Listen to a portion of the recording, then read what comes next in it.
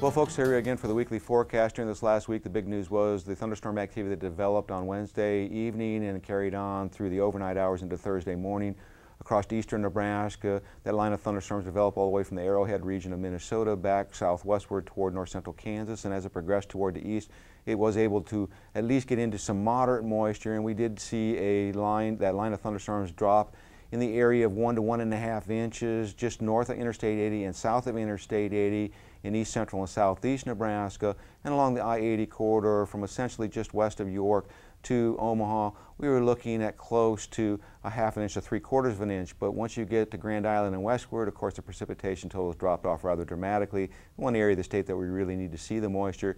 And then, of course, the second system that came through, which was the upper air low, moved through Thursday night into Friday, and we've seen a mixture of rain and a few flakes of snow across portions of southwest, west central Nebraska. Precipitation totals were not that impressive, essentially in the 1/10 to 1/4 inch range for many locations, though it's not great moisture. It was at least some moisture. Now, as we go forward in time, it does look like at least we'll start the holiday weekend on a dry note, and then we'll be turning our attention as the trough moves into the western United States. That might shoot a little pieces of energy out into the central plains and touch off widely scattered thunderstorm activity as we get into the midweek period, and then we'll look for some type of a small cool down as we end the next week. So let's take a look at the upper air models and see what we have in store.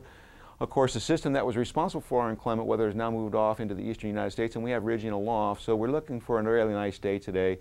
We'll be looking at 70s across the southwest, south central. As we get up closer to the brunt of the cold air that remains over the northern plains, we're looking at a little bit cooler conditions in the northeast. Upper 50s, low 60s looks to be in order. Now, as we go into tomorrow, what we're going to notice is that trough starts to dig into the western United States, and that's going to shift our flow in the upper atmosphere from the southwest to the northeast. And it's also going to allow a little bit of moisture to move up into the central and southern plains. It doesn't at this time appear to be any thunderstorm development during the day, but there might be an isolated thunderstorm that might touch off in south central, southeast Nebraska during the overnight hours of Sunday, but even that is less than a 20% chance.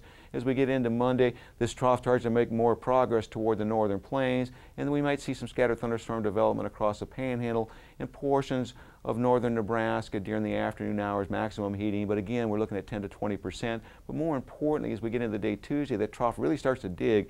We're going to have much better feed of moisture, and what's going to be some very warm conditions moving into the region. We're going to be looking at mid-70s across a good portion of south central and eastern Nebraska, with cooler conditions moving into the northwestern part of the state. But more importantly, it looks like we see some thunderstorm development during the late afternoon hours across the high plains region, and then some of that will start to progress eastward during the overnight hours, such that by the time we get to Wednesday, you'll see the main brunt of the energy sitting right just to the south of Nebraska. Looks like our best opportunity for moisture. Again, the eastern half of the state's looking at anywhere from 1/4 to 1/2 inch with this system.